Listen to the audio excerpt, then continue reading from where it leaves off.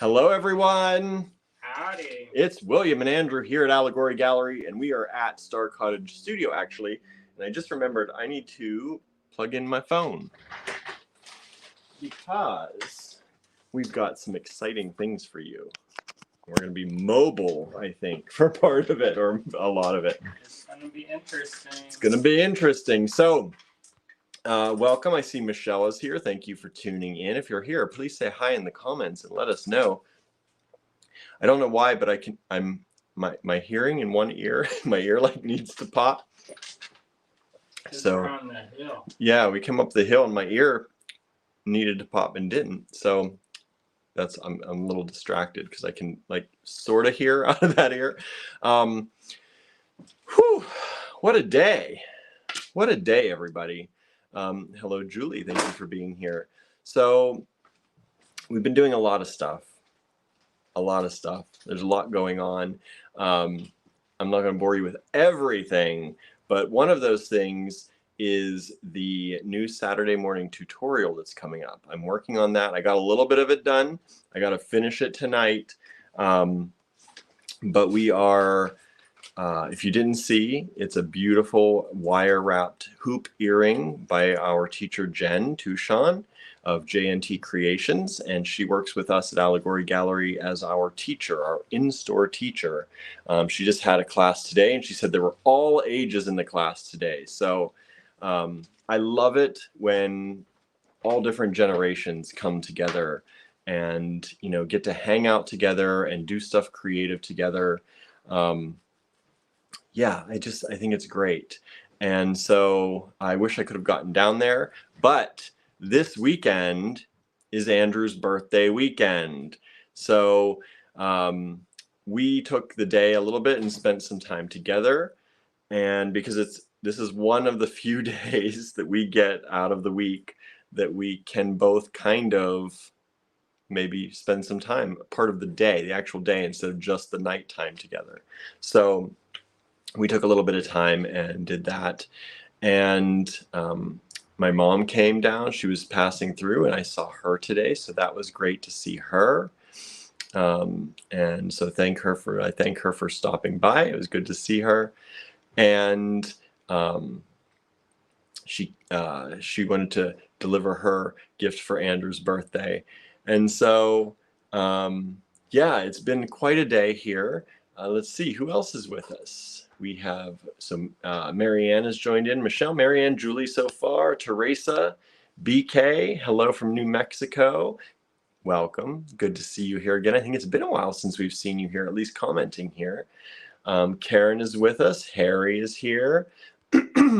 Sorry. Because we've been talking to each other, but I've not been talking like we have to do for the live and in-store and stuff. So my throat is a little bit rusty today. Julie says, yay, Andrew. Marianne says it's appropriate backdrop for Andrew's birthday, right? Just left it up there. It's already ready to go. Let's see. Lorraine is here, I see. Yeah, so welcome, everybody. Today is going to be a little different. It's a little different. So I hope you will please share this video with your friends. We are going to do a live on design and soldering. So Andrew's going to do some metalsmithing basics with y'all today. He's going to teach how his design process works to a certain point. And then he's going to teach you all about, well, not all about, but a lot about soldering and how he uses solder in his pieces and how he plans all that out. So I don't know how far we're going to get. Yeah, Andrew's like, I don't know how far we're going to get, because at 7 o'clock, 7 to 9 p.m. is our Zoom make-along, our creative make-along on Zoom. And so, yeah, we'll see. If y'all, I know a lot of y'all who watch this join us on the Zoom. So if we get to a point where I can start the Zoom separate, maybe, although I didn't bring my other computer, so maybe not. We're started on Andrew's phone. we'll figure out what we can I do. have a computer. Oh yeah, but you're gonna be in there. It's gonna be. I guess we could do both. Yeah, it's not gonna reverb or anything really. So anyway, we'll figure that out. But we wanted to show you today. It's hot here. That's why we're like. It's comfortable for me, but you move It's too around. hot. You move It's too around like hot. any bit, and it's hot. We have opposite body temperatures. Yeah, And all the when time. he's cold, I'm hot, and when I'm hot, he's cold. And right Pretty now much all I'm the time. roasting. Yeah, and I'm so- comfortable. So there Fine. you go. And he's got long sleeves. got long sleeves. But I do wish I had a drink because I'm like. my water's over there if you need it. So we're gonna do that today. I hope you like it. It's something different. A lot of people I've been asking. have been asking for soldering information. So it's my birthday on Monday, Mhm. and this is our kind of our birthday weekend. So I figured we would do something special and something that we don't always get to do. So there you go. That people have been asking. So it's kind of like giving you all a birthday treat. He's maybe. spreading the birthday love around. We'll see. All right, flip the camera around already. Huh? Or do you want to talk more? No, I can move it. But we're heading in that room, right? No. Put it down. Oh, we're doing it here? Yeah, you have to turn this first. Oh. We got a lot of talking first. Okay, So, I'm going to let think- him take over. Because, I'll talk. yeah, because he's You going can to bring me some paper. get into and some design work. Let me Oh, flip. no. You can do my face for a minute. Oh. Hi again, Surprise. everybody. The more I think about it. Okay, let me get you a piece of paper and a pen. Hello, everyone. How's it going? Look how, I look like a child.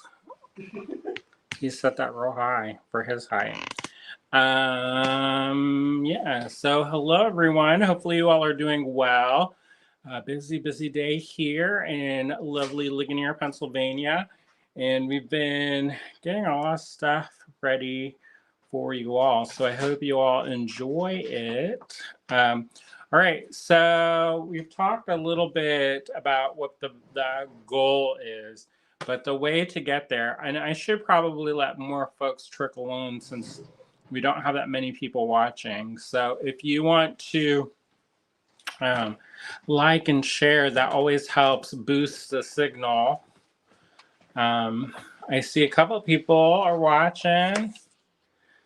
Teresa says it's very cold here. It's not cold here. Where are you, Teresa? Where is she? I thought she's like in Connecticut or something. Which Teresa? I Ramsdale. think that's Connecticut. It's beautiful here. In the cottage, it's super We duper keep it at warm. 73. So it's 73 We should keep it 70. in I'm here. getting 70 in the winter is not hot enough, but I'm getting that thick blood. yeah, you are. Marianne says it should be interesting. I hope. Hopefully, y'all find this interesting. Otherwise, oh well. He's never doing another one like this ever. No, no soup for you. Amanda's watching. Hi, Amanda. Michelle's watching. Hi, Michelle.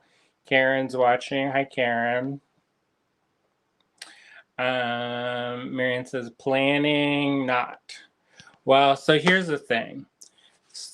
Successful soldering requires two main things: being super clean and having everything planned out and meat touching perfectly. Those are your kind of two keys to being successful in soldering. So for me, I am not super tidy and I am not super precise. I eyeball stuff. There are people who get like the calculator out and they plan everything out and they do Red paper and yeah, they are like in it to win it in that kind of way. I'm not that kind of person. So if you want to learn that way, you've got to go to them because I don't work that way. So I'm not going to be effective instructor for you. No matter what, it's good to see different types of styles. I guess. Don't turn us off, is what I'm saying. Go ahead. Like, go ahead. Go ahead. I'll take a nap. I'll go and make some stuff. Some people turned off. Oh, bye. Marianne says, hi, Amanda. Amanda's watching. Harry's watching. Michelle says it's 76 here. Harry says it's 71 here in Des Moines. Vivian's watching from the chilly Blackfoot, Idaho. I don't recognize your name, Vivian. Welcome. All right, we're back up a couple more folks.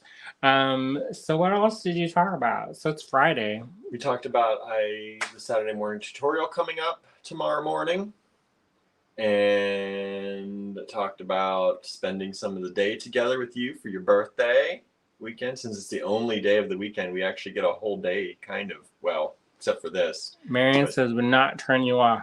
I can be extra annoying, so as you well know. And can be like, oops, the internet went out. Right. Now Julie's watching. Hi, Julie. Tomorrow is the last day to claim for the 2 found in store little collections I put together. Vivian says, I don't always get to participate because of work. Well, I'm glad that you're here now. Mm-hmm. All right, so we've got kind of a lot to cover in a short amount of time. 2 hours. 1 hour and 45 minutes. I mean, if I was doing like one basic setting, we could do it, no problem. And once you do it more than a couple times, you get more proficient at it, as with anything. But with my designs, my background is in collage and mixed media. I went to the School of Visual Arts in New York City, and I worked with some really amazing instructors on working in 2-dimensional and sometimes 3-dimensional work. And so I was not formally trained in jewelry making. So over the years, this is kind of like my backstory. We've hosted several different classes at Allegory Gallery, and we've had different instructors who have come through who have shared some of their knowledge with us. One of those people is Q-Fam Gray, who owns or co-owns the Urban Beater. She's written several books, and so I worked with her a lot, and a couple different other people. And they were kind of the people who got me dabbling with metalsmithing. Nothing like hardcore. I kind of call it metalsmithing for beaters.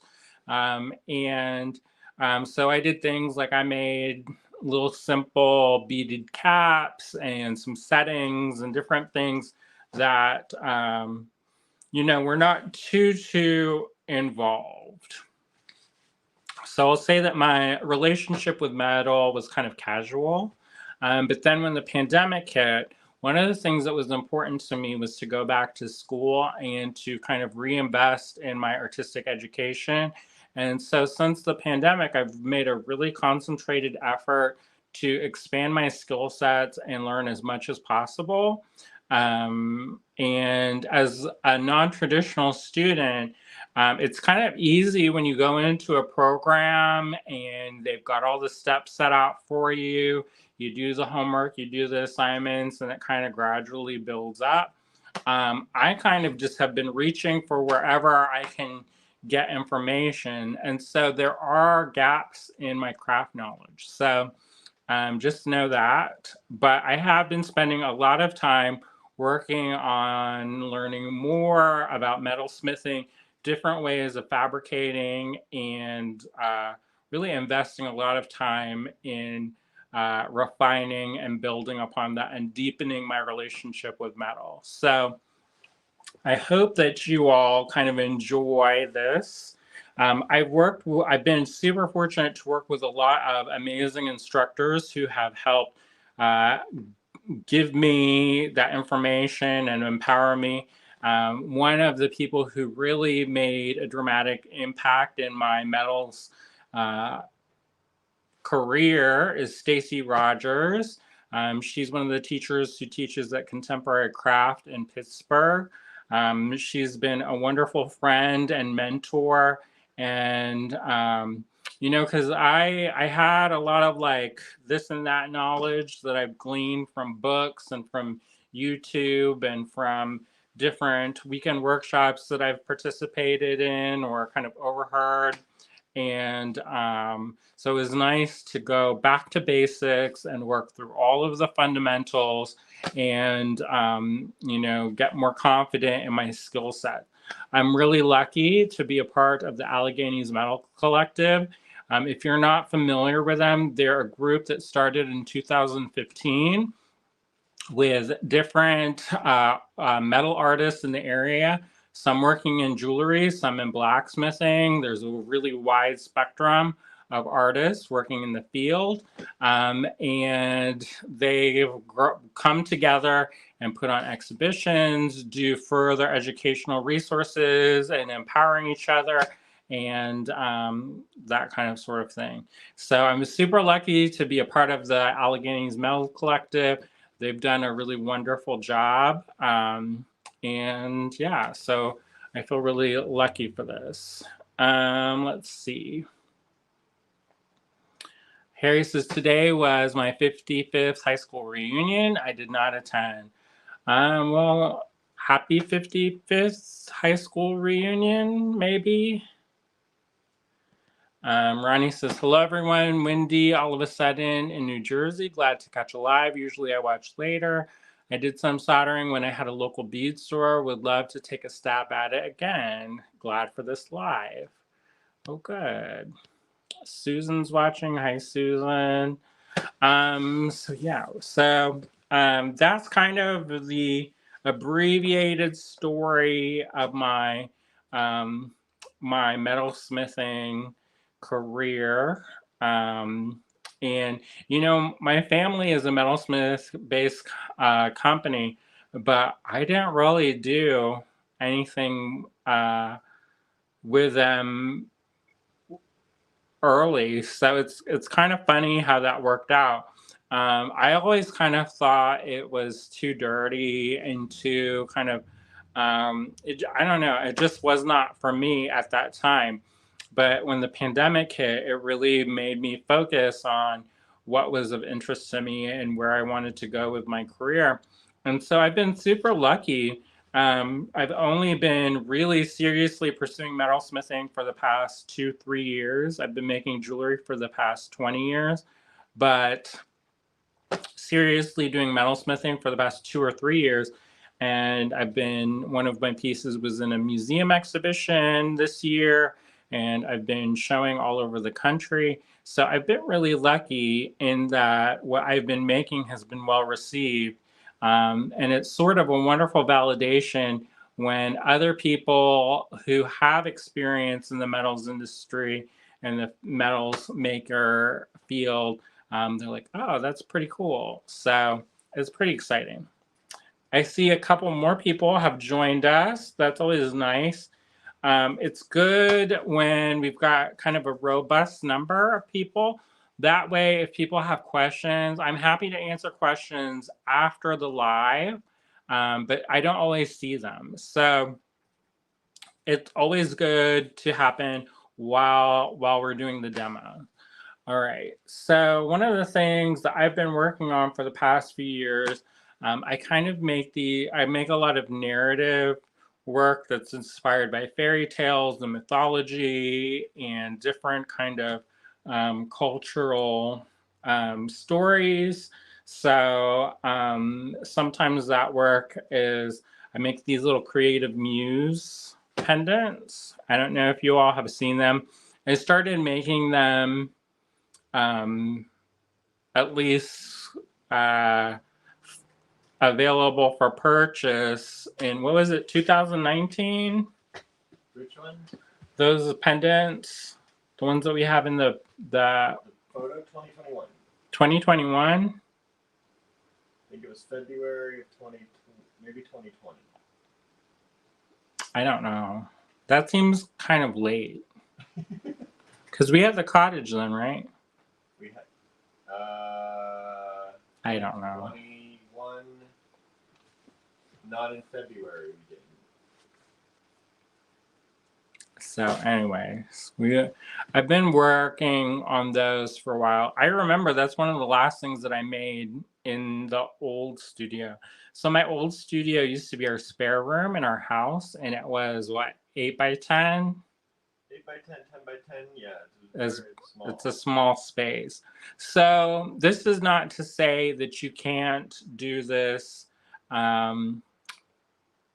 without a setup like mine. My setup, I've been working really hard on building it up. So I've been super fortunate that all of you out there have been super supportive of us and making that happen. So we've had several different fundraisers throughout the years to acquire tools and equipment. And we've built up the studio to a point where it's now pretty nice. There's still some work to do, definitely, a lot of organizing to do, but you do not necessarily need this. Now, one thing I will say is that if you plan to do something along these lines and you don't have a torch like mine and you're using a creme brulee torch, you can definitely use a creme brulee torch. However, you will not be able to do large pieces. And the simple fact is that the creme brulee torch is not going to get hot enough, and it's not going to have the solder flow the way you want it to flow. And the reason why I'm stressing this is that I had a lot of frustration in the beginning because I did not really realize that I wasn't getting hot enough. And so one of the things that soldering touches on as one of the important kind of fundamentals of it working is temperature control. So knowing when to heat the metal more, how the heat will affect the solder, how it will make the solder move. It's important that it's one of those things that as you work, the temperature control and how you apply the heat does matter and has an impact on your creation. So just keep that in mind, put it in the back of your head, you know, keep things clean, keep things precise, and temperature control. And then, so I'm going to flip the camera out and we're going to talk a little bit about some of the designs and how we're I'm going to build the pieces. I don't know how much we're actually going to get done today. If you haven't seen my work before, or if you're curious about some of the things I've been making lately, I just won a competition, a design challenge competition through Ava Motherwell of a whole bead show. She had a creative challenge where she put some kits together and sent those out to all different designers all over the country. And everybody kind of made the thing using their inspiration and then sent them back in. And then we had voting. And thanks to all of you out there, I actually won. I didn't win anything besides bragging rights, but hooray. But I did get the kit, and it's always nice to feel validated when you have people see what you make and like it. So that was nice. But I stacked my pieces, and I did a lot of metalsmithing techniques to create that piece. So these are techniques that you can use in a lot of different ways. And depending on you and your own particular style and vision, you'll be able to create really unique and wonderful things. There's tons of artists out there who use soldering on a daily basis, and they make really diverse and wonderful work. And so what I encourage you to do is to do the work. I call it the work. And a part of doing the work is documenting your ideas and thought processes and what inspires you. So I have several different idea books. William, can you hand them to me? Where are they at? They're right over there. I don't want to go off camera. Yeah, it's okay. I'm just sharing this everywhere. So these are just a few of them. I have travel ones, I have home ones, I have studio ones. So I have lots of different things. I put little sketches. I put notes about things. I plan out designs. Some of these you'll recognize. I'm not going to focus too much on this because they are sometimes personal. And then you're going to be like, oh boy, he needs to go to therapy extra. But one of the things that I do is whenever I take a class, I bring my idea book and I document the process. I, of course, ask, if it's okay to take pictures and things like that in a classroom setting, but I also write things down. And for me, it's important. I come from the generation where things were still analog. We weren't fully switched over to digital. I know some people, their brain works like William. He will pull out his notes and he puts things in notes. If I do that, it's like it didn't exist. So for me, there is something very specific about the educational process of writing and drawing things as I'm learning. So this is a really good thing for you all to have, is an idea book. These are kind of cheapy, disposable ones, but like I have like plans for pendants. And one of the things that's important when you're doing this kind of work is to write down what things mean to you. As we kind of delve into symbolism and different ways of making, you'll realize that not everybody sees things the same way. So for some people, an eye can be a bad omen. It's a symbol that fills you with fear of being observed and paranoia and things like that.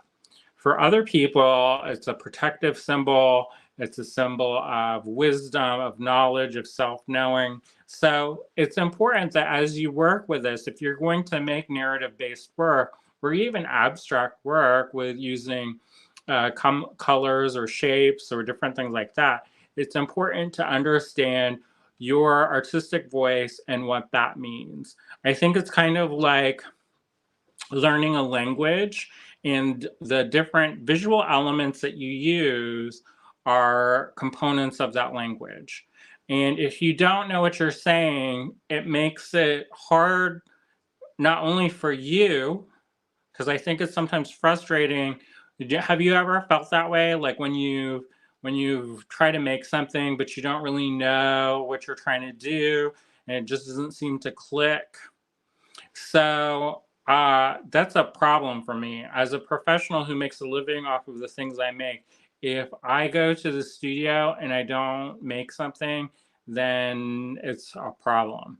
So for me, it's all about cultivating these ideas and creating a system where I can pull those ideas and use them. So, and use them daily. So there's a wonderful book called Big Magic by Elizabeth Gilbert.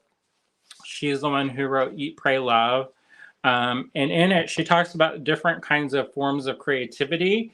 And one of those is kind of like the thunderstrike muse kind of moment where you have that light bulb moment. Those are wonderful. And I love those moments. However, I am not one of those people who gets that all the time. And that may seem weird, but I am somebody who that happens very infrequently. Naturally, this happens very infrequently. So what does that mean?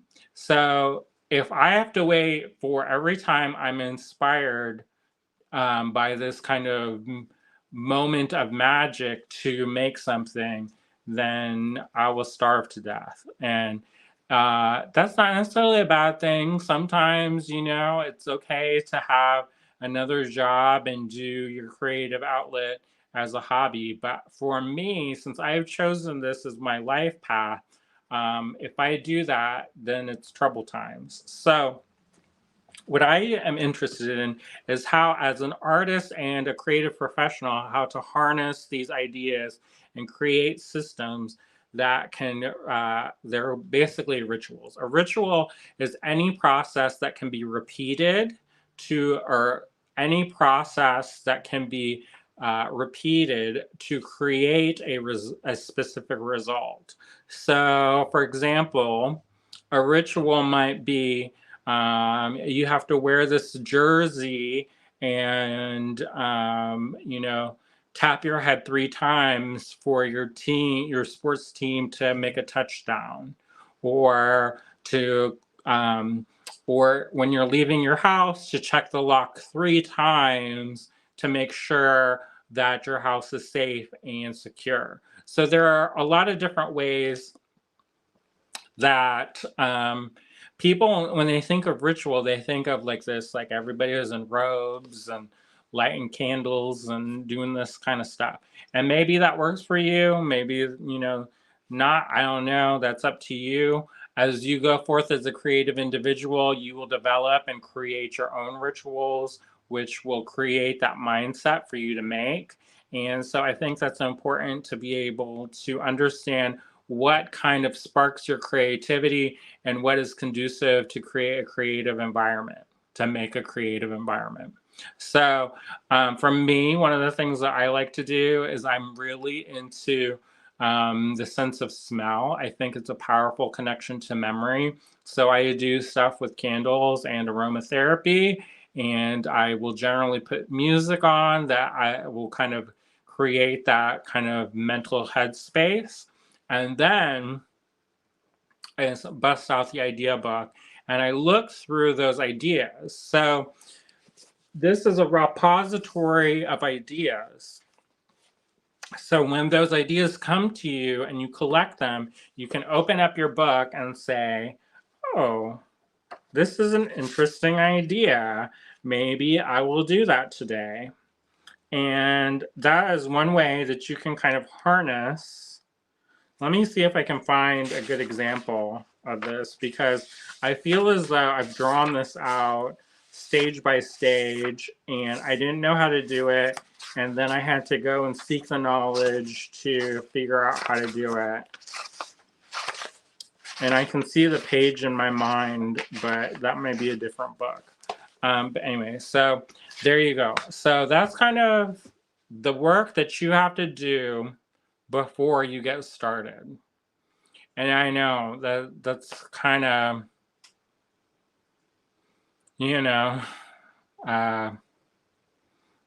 it's kind of not, you don't just, I feel like you don't just jump in. And one of the reasons why I'm a very strong proponent of doing your homework and digging deeper and doing the work before you actually get to work is you will have an easier and more productive and fulfilling experience. I see people, because I take a lot of classes, so I'm not going to lie, I take a lot of classes. It was my goal to expand my knowledge base, and so I've made that a part of what I do. So I take a lot of classes, and I see people in those classes struggling because they haven't done the work before. And so they don't know what to make. So they get into these environments where they're supposed to learn, and then they're asked to produce, a ton of work, and they don't necessarily know what they're going to make. So it's very frustrating. And it breaks my heart sometimes when people have an amazing opportunity to learn from a wonderful person who has a wealth of knowledge, but they're not really prepared mentally to accept that. And so they struggle. And so before you start your journey, I hope that you'll get your idea book. You'll start figuring out the things that matter to you. Sometimes it's as simple as making a list and coming up with those ideas and saying, what's important to you? What things in your life, go for that low-hanging fruit. What things interest you? What things make you curious? What things you want to learn? And then start documenting all of that and let it grow, kind of expand out as a tree. So here we are today. We're doing soldering, and I've already scared off a bunch of people. What? I scared off. We had like 24 people. Now it's down to like 15. Oh wow. All right. Maybe they had to go to the bathroom. You know, whatever. Julie says it's like setting your intention. Yes, it's 100% about setting intentions and manifesting those intentions and bringing an idea from head to heart to hand. That's my whole shtick, my whole thing, my life goal, from head to heart to hand. It's taking this abstract idea, filtering it through our ideas and who we are as a person, as our memories, our experiences, filtering through our emotions and our feelings, and then using our hands to create those ideas and making those manifest. So it's very much about that. I know that for some people this may be a little bit too woo-woo. And in which case, you know, maybe it is. Maybe you just thought you were going to learn, you know, stick this metal, do this process, and maybe that's what you thought this was going to be. Unfortunately, that's not exactly the way I teach. So anyways, that's where we're at. Your first steps are collecting your ideas, draw.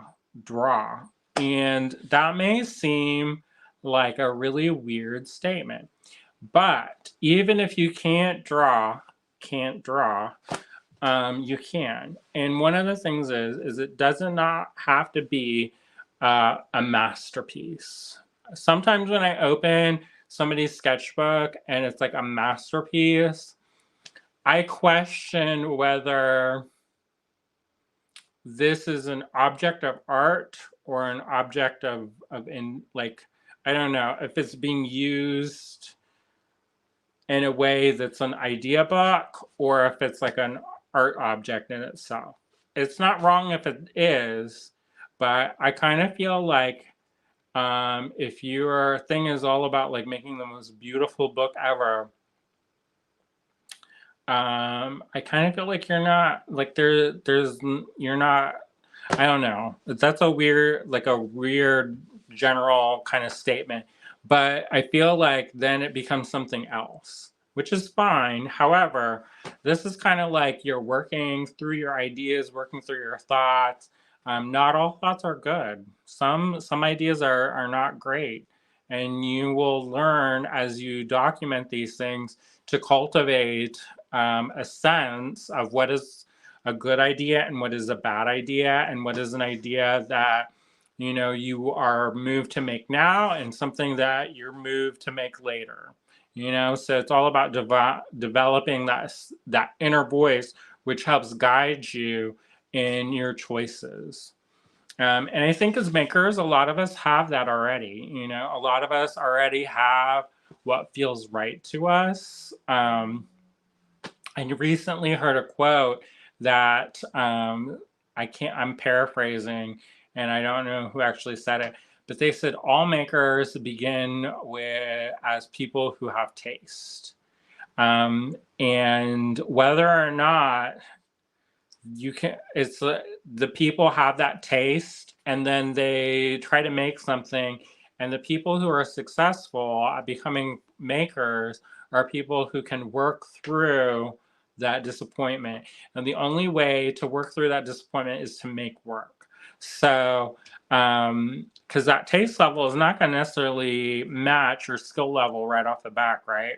Some people are lucky. William, when he goes and sits down to make stuff for the first time in a class, it's like a little masterpiece.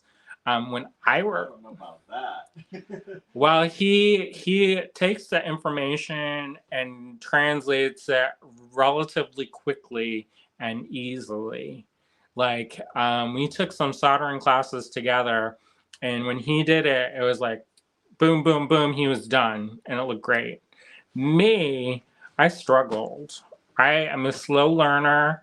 I am not going to deny that. I am somebody who has to spend time kind of getting to know things in the process and going kind of deep diving into those ideas and why things work. And it's not always an easy thing. And so what this is, what I'm also coming back to, and it's the idea of drawing. So your idea book is a repository of ideas, and drawing is another way of internalizing this information and creating those connections. So you may not be able to render something in an exquisite old master style. However, even just like a circle and a square and things like that will help you conceptualize these moving parts in a different way. I think it's important to talk about that because we are working from taking a 2D kind of an abstract idea and making it into a 3D object. And those things, if your brain doesn't work like that, it can be really challenging. So when you start talking about things like order of operations and what goes first, with soldering, there's different levels of solder. There's hard, medium, easy, and extra easy. We're talking about torch soldering today, so we're not talking about soft soldering. It's a completely different process. That's a process that it's known in the stained glass world. It's a useful thing to have, especially with the repairs when you can't heat a piece in the way that you would with a torch, but it is something that is separate. So today we're talking about torch soldering. So just so you know, we're torch soldering today. And when you torch solder, there are hard, medium, easy, and extra easy. Extra easy, I don't really use because I feel like it's very fickle and you can have very mixed results. Hard solder is sometimes tricky, especially if you don't have the right tools. And the reason why I say that is if you have to reach a temperature for the solder to flow, and hard solder, you have to reach a higher temperature, which is very close to the melting temperature of silver, because it's mostly silver. So here's the thing. If you go a little bit too heavy-handed on the hard solder, you can melt your piece and it can turn into a beautiful little puddle.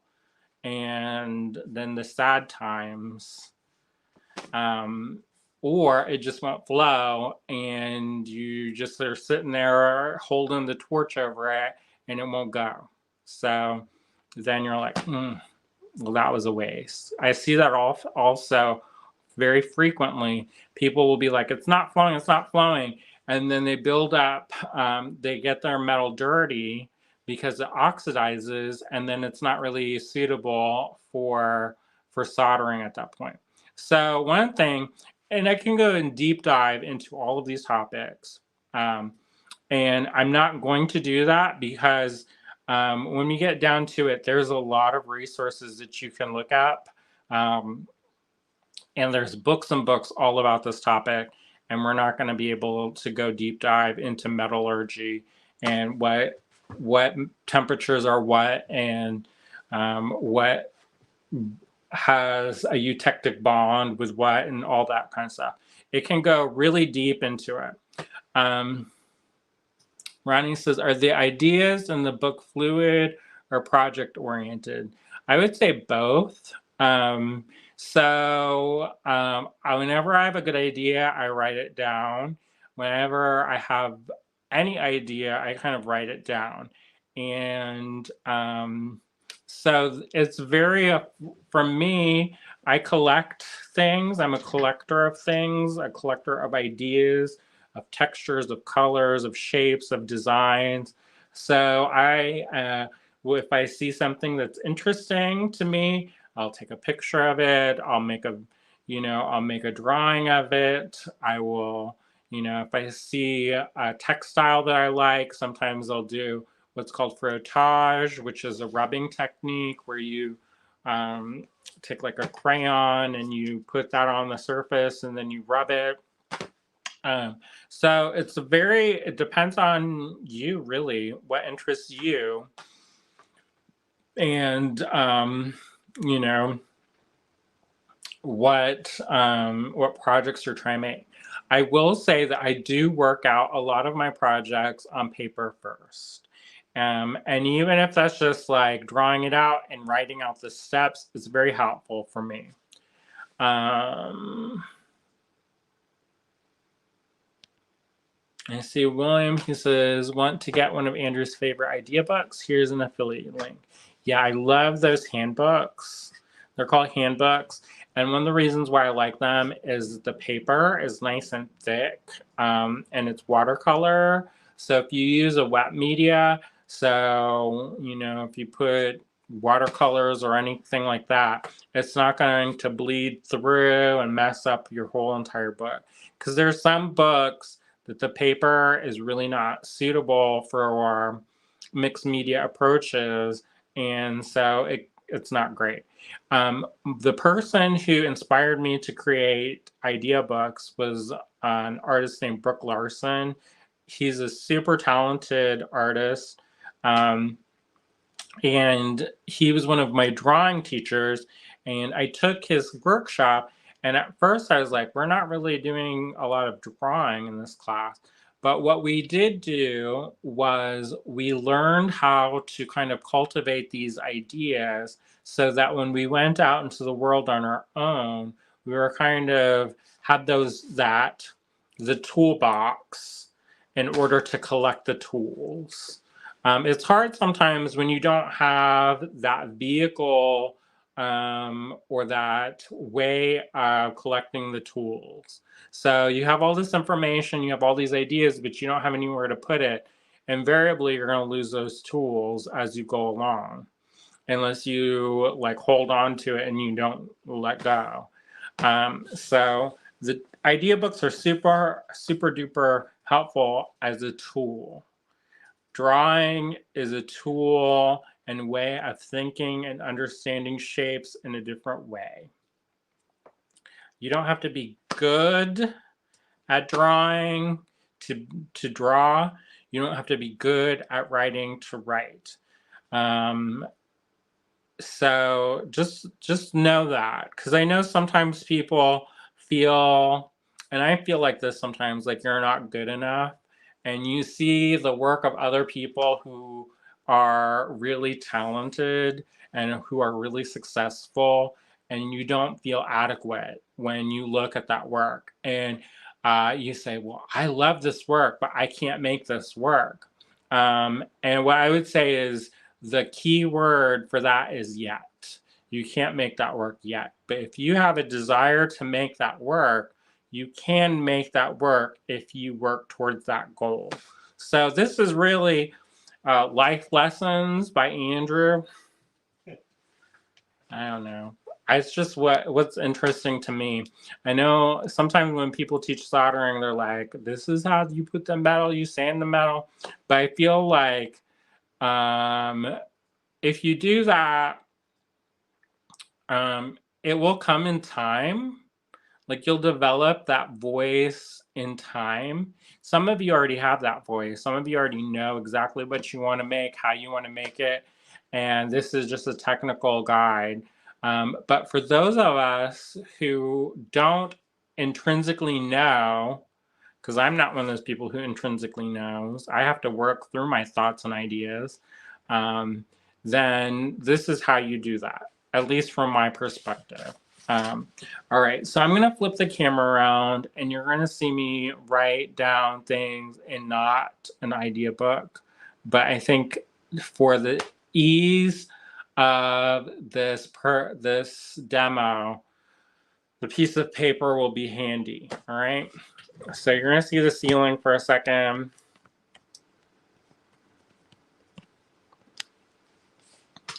And now,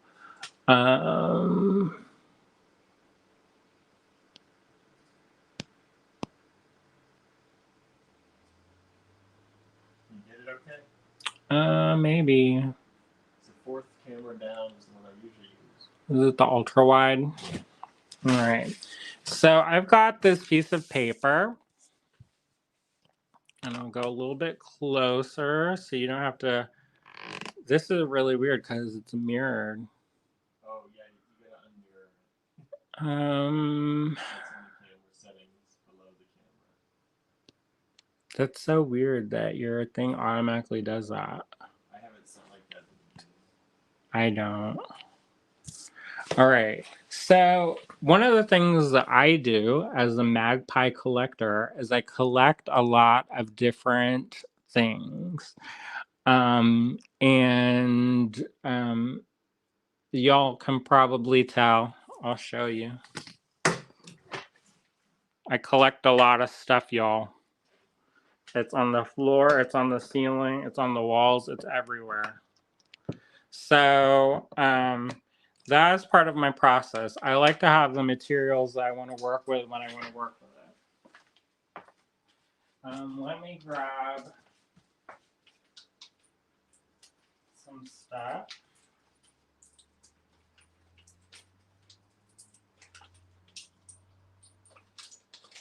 All right. So I've got a couple different things that we can look at. And I've got some things already in progress.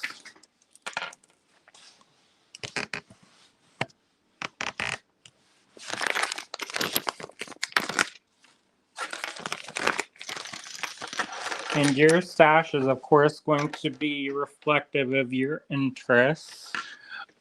So for me, I love these little faces. These are carved Indonesian bone.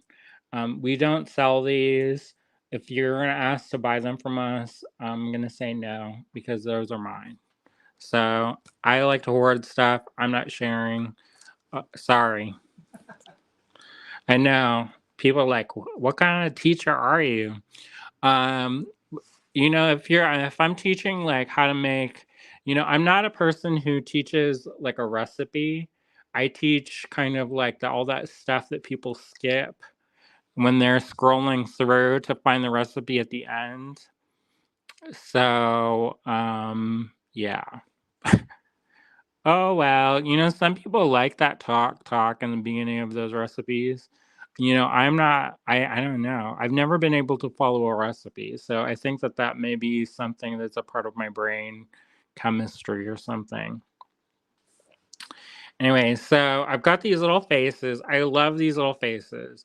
I sculpt faces, I make faces, but these ones I bought and I love them. I think they're wonderful. I think they're super charming. Um, my mom is from the Philippines, so I have a connection to Asian art that way. When I was a child, I grew up in a household where there were faces on pretty much everything. My grandma in her kitchen, she had this set of chalkware that hung in the kitchen of of fruit and vegetables with faces, these anthropomorphic chalkware. And so, there's a specific word, I can't think of the word, but it's a word that means that you see faces and things. I think I have that. Is that aphasia? Pareidolia. Pareidolia? Pareidolia. I don't know, but I got that. I see faces and stuff. And so I love faces. And so that's something that brings me happiness that I'm inspired by. I think it's also one of those things where it's super recognizable as a symbol. It's something that iconography wise, it's something that's super recognizable because it's intrinsic to the human experience, at least insofar as people who can experience their own faces and sense of being and the sense of being of others. So for me, it's important. For you, it may be something different. It could be a pebble you find, a feather you find. It could be whatever inspires you to create. So I've got these faces. I also like stones. I really love stones. I think they're just a miracle. And so I have quite a collection of different stones. These are types of jasper. And these ones are Mongolian turquoise. And I like Mongolian turquoise because it is so kind of patterned. It's not all one color. I know there's people who love like Sleeping Beauty turquoise, which is known for like that pure blue color and just that. And I like it too. But what I like more is I like the patterns. I love that kind of weird biomorphic shapes that happen with those kind of circles and those streaky lines. Hubei turquoise. I love Hubei turquoise. I love things that have a matrix and kind of character, inclusions, a lot of kind of things that make it interesting, things that make things crusty and musty and kind of well worn or well loved, or gives the piece more of a story and movement and shape and kind of that something that sparks that idea inside of me. All right. So I've got a couple different things. I haven't decided what I'm going to make yet because I wanted to do that with all of you out there. Because we can talk about the practicalities as well as the conceptual ideas as well. So one thing that if you are designing jewelry and you're soldering, you kind of have to think about what you want to make. So if the idea is to make earrings, what are the qualities that make the best earrings? Lightweight and things that are not going to get tangled up necessarily. So what does that mean? If you're making earrings, it probably means that you're not going to work with really heavy materials. You're going to try to want to work with materials that are lightweight. So that's going to inform your design process. So if you're going to make a pendant, you have a little bit more flexibility in what you're going to make because your neck is a little bit stronger than your earlobes. At least mine is. So I don't know, maybe y'all got them Hulk earlobes, this indestructible to adamantium or whatever. But for me, I'm going to make a pendant because I can work a little bit larger. I can have more creativity with what I'm making, and I can work with some stacking. I'm really interested in stacking right now because it combines my kind of interest of soldering with my interest of cold connections, so riveting, tube setting, and different things like that. So I can combine those things. And I think it's almost like a sneaky, tricky thing where people don't always know how you did it. It's kind of like an illusion where people are like, how is this sticking to this? Is this stuck on with glue? And you're like, no, it's not. It's magic. So there you go. Julie says, yes, when you sit in the bathroom and see faces, animals in the flooring. Yeah, totally. Susan says, my maternal grandfather used to see faces and other things in treetops of a park that their house overlooked. That's cool. June's watching. Hey, June. So, yeah. So I'm going to kind of figure out which one I like. I feel like if I do this one, I need a bigger face.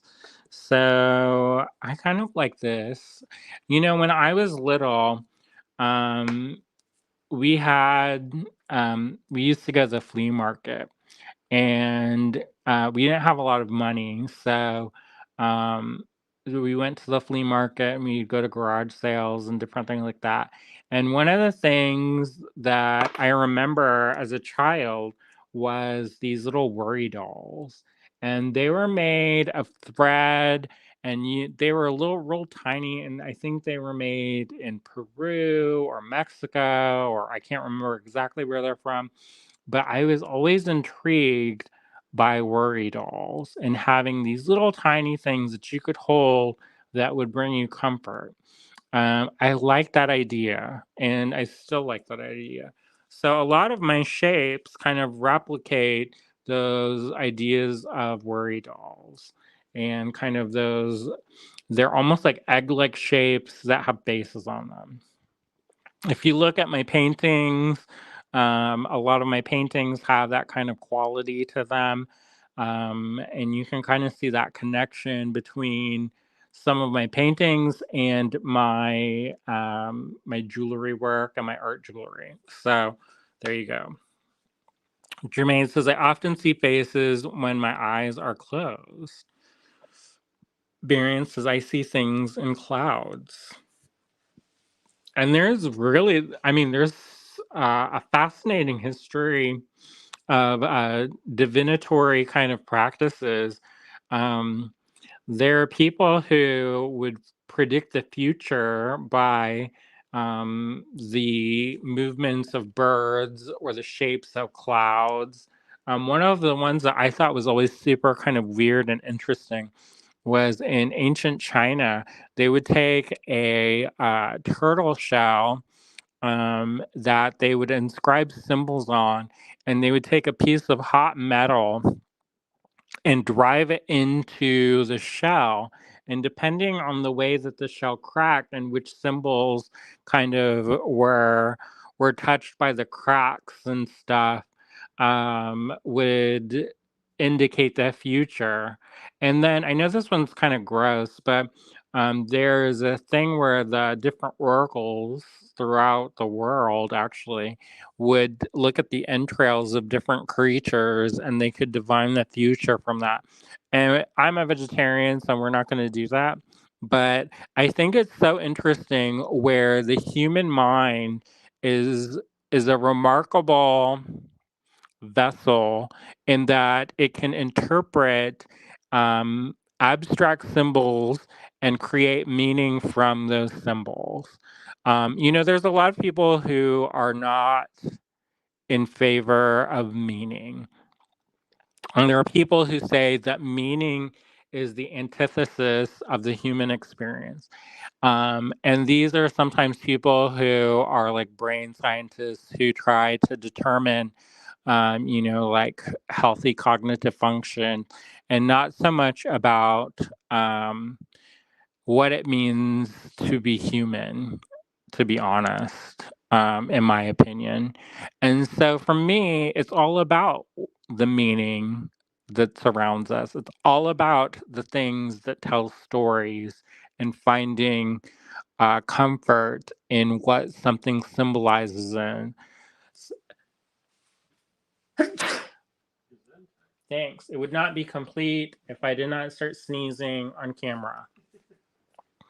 So, anyways, there's a long history of that, of seeing shapes in other things and interpreting ideas from abstract symbols, whether that's shapes in trees and leaves to clouds to, entrails. There's a long history of that.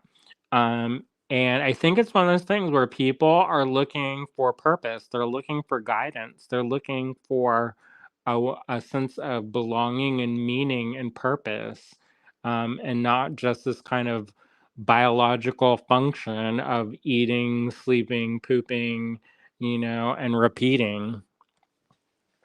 Anyways, y'all didn't want to go there, did ya? But we went there. Julie says, bless you. Thank you. So I think I'm going to use this piece. I like this piece. I'm torn between these two. Let's see. Maybe I don't know. I kind of like this. this face with this shape. These shapes, I think, they mirror each other in their form, but I'm going to put this off to the side. And the reason why is sometimes when you, I hate to use this word because it's so overplayed and people like, they think of it as being like artsy fartsy because I've seen them people use it this way, but especially during like artist talks with like, I juxtapose, blah, blah, blah and art talk, art talk, art talk.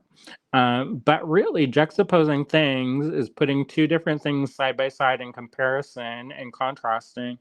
Um, is actually a thing. It's a visual identifier that you can use as a tool. So if you have something and they're all the same shape, if you turn something on the side, it makes it stand out. The face becomes more, it stands out more when it's turned on the side. So if I did this, that's cool too. But if I, depending on where I place this determines kind of that kind of notice. I kind of like the way that looks, where this seems like a usable shape for me. Like, I feel like if I make a pendant, I'm going to want it to hang like this because it has strong kind of a vertical lines and it has this kind of, I don't know, I like this. It identifies as like one of those worry dolls that I'm interested in. So,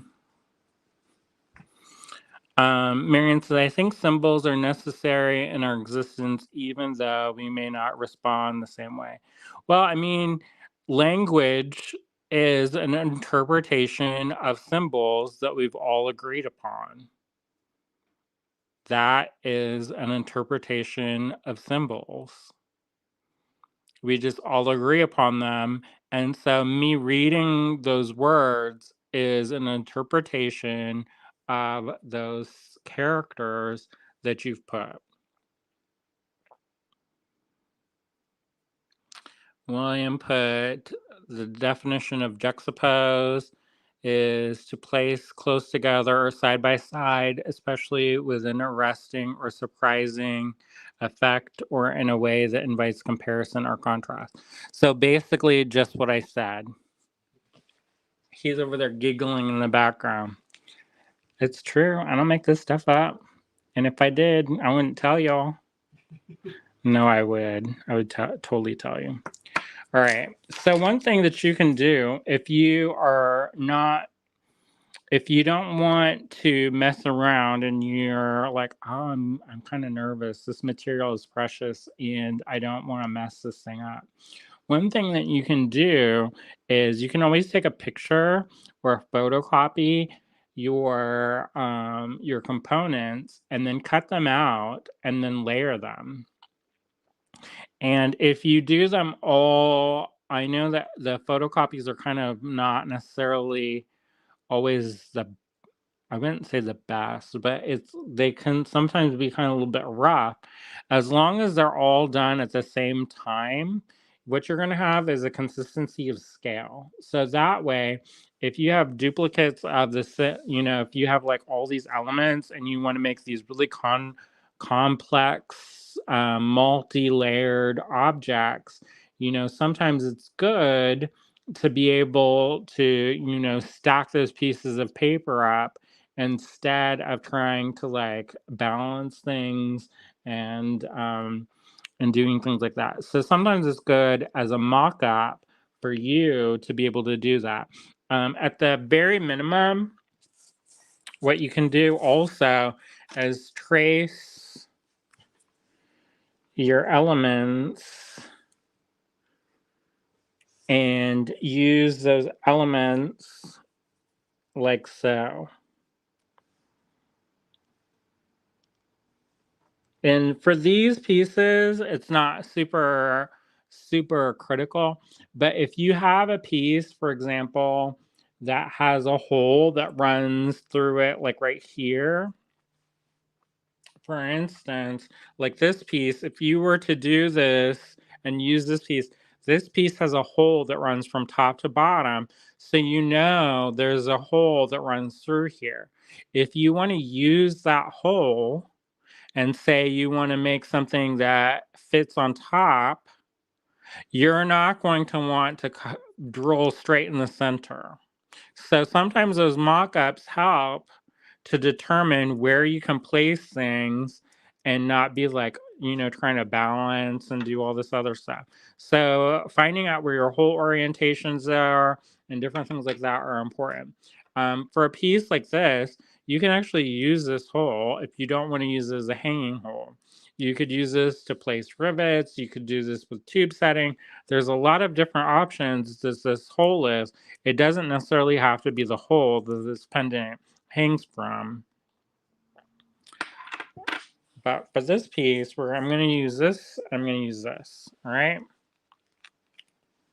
BK says, kind of reminds me of Russian stacking dolls.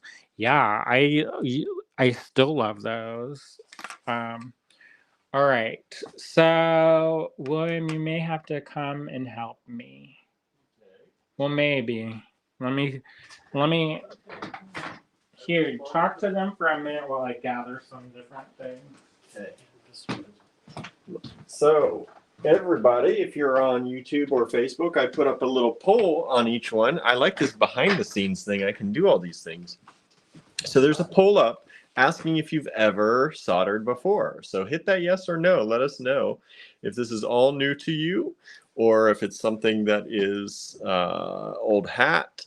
And also let us know in the comments, if you've soldered before, were you successful? Did you have issues with it? What are you hoping maybe to find out from this one or see from this video?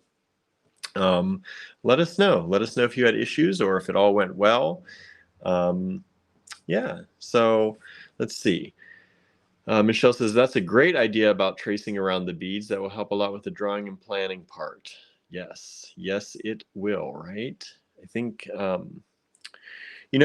I'm one of those people that when I'm making things, I don't sketch things out very much. And sometimes, but I'm doing basic things generally. And I don't even oftentimes lay out a pattern when I'm doing beading and stringing. So I don't know if you all do that or if you prefer to lay out a pattern and be more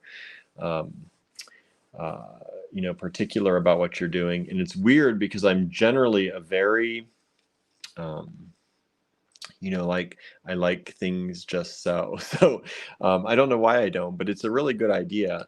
And I think that definitely it's something that could be useful because especially in soldering,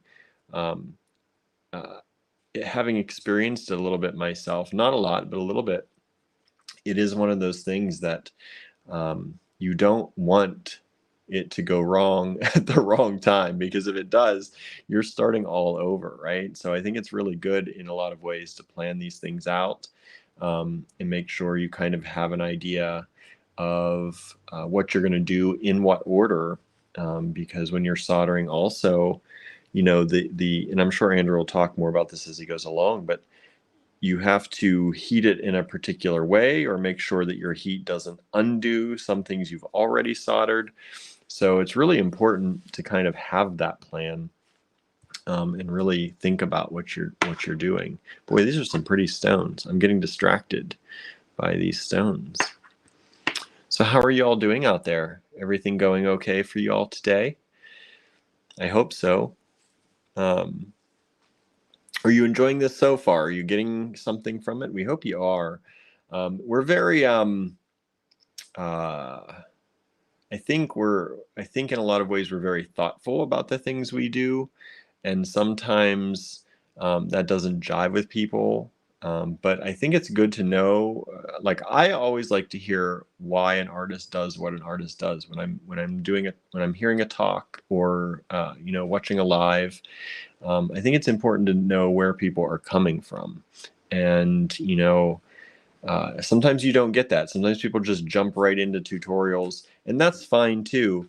But I always like to hear the background and what people are are thinking and how their brain works, because I'm interested in that kind of thing. Brains and the way people think. Well, one of the other things about this is in the description we talked about design and soldering. Yep. So I'm not skimping on the design. Right. Getting it double stuff. Marion says, I don't sketch things either, but sometimes I lay out the beads to make patterns.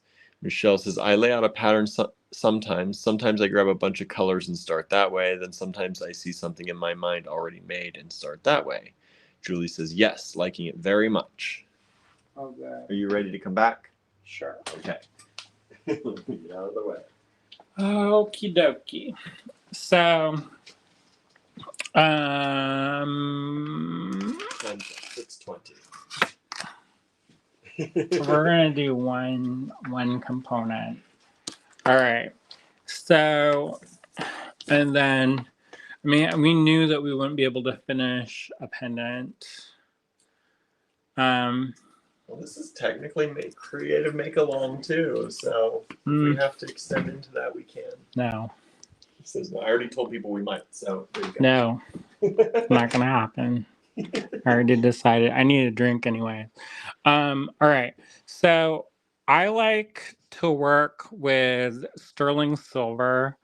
I know that this is an expensive material. It's a precious material. And not everybody's going to be able to do it. However, I feel like whenever I'm working with soldering, I am more successful soldering silver than I am using base metals. Base metals can sometimes be tricky because they have different characteristics which make them makes it harder to do. So it's not being a material snob, because I know some people are like, I only work with sterling silver and everything else is beneath me. It's not about that. It's about the ease of using certain materials and their characteristics. Each metal and their variations have different qualities. For instance, fine silver does not have any other metals mixed in. It's 99.9999% pure silver. This is a really beautiful metal. It is a wonderful, wonderful material. However, it can also be a very soft and malleable material. If you're doing something that requires something being soft and malleable, then fine silver is the option. If you want a metal that is more rigid and will withstand more wear and tear, sterling silver is a better option. Sterling silver is an alloy, usually of fine silver and copper, 925. And sometimes they put other things in there to help it flow or whatever. Depending on where you buy your metal, they may tell you what is included exactly in each metal. All right. So it depends. So I like to use, especially for pendants and things like that, 24 gauge. And the reason why is it is thin enough that you can cut with shears. These are not cheap shears. These are Joyce Chen shears, but I love them with a deep and abiding passion because you can cut metal like construction paper. Now, there's a couple things that we have to talk about, and one of those things is safety. So you can't see my face right now, but I have safety glasses. Well, I don't actually have them on, but I will.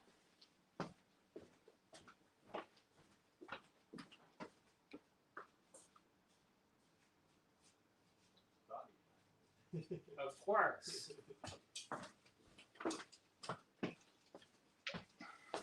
So I wear safety glasses. Whenever you're working with anything that's sharp or pokey, it's important to know that you have to be safe because you can stab your eye out, and I'm not playing. It's going to be like that Christmas story where they say you're going to shoot your eye out. I've seen people do stuff and you don't think it's going to happen, but it happened. So safety glasses are super important. If you're sawing and using the jeweler's saw to cut things, sometimes blades break and they fly places. Sometimes when you're working with wire, if you're trimming it, it can shoot out and shoot in the direction of your face. So your eyes cannot be replaced. These very inexpensive can be replaced, but your eyes are a very important tool and we don't want to mess them up. So I encourage everybody to use glasses. Now, I also realize that everybody is grown adult, hopefully watching this. I don't know if there's any little children watching, but y'all are grown adults and you can make decisions based on what you want to do. I'm not going to tell you what to do in your own home. I can make suggestions and and tell you why I'm making those suggestions, and you can follow them or not follow them. You may have noticed when I was talking in the beginning of this video that I was wearing an apron. An apron is super important. One of the reasons why is that if hot metal flies at you, you can then take your apron off and you don't get, there's an extra layer that prevents you from getting burnt. Now, when we get close to using the torch, one of the things that we're going to talk about is safety. So one of the things I have is I have a fire extinguisher next to my setup. I actually have several different fire extinguishers because I'm paranoid that the building's going to burn on fire and then I'm going to be sad. And then when I reach for one fire extinguisher, it's not going to work. So I have a backup fire extinguisher. Make sure you have a fire extinguisher with you if you're working with fire. The other thing is, if you are living your best Stevie Nicks life and you've got your bell sleeves on and you're going to be rocking to Rihanna or Rhiannon, maybe change because those sleeves can dip into the fire and catch you on fire, and then you're going to get the 3rd-degree burns, and then it's sad time. If you can't change, roll them up or get some rubber bands and tie them around your wrists and make sure that your bell sleeves are nicely contained. Also, if you've got long flowing hair and it's like, you know, you live in your best Pantene life and you like in a commercial, tie that business up. I don't have to worry about that. I'm bald headed. I don't have to worry about that.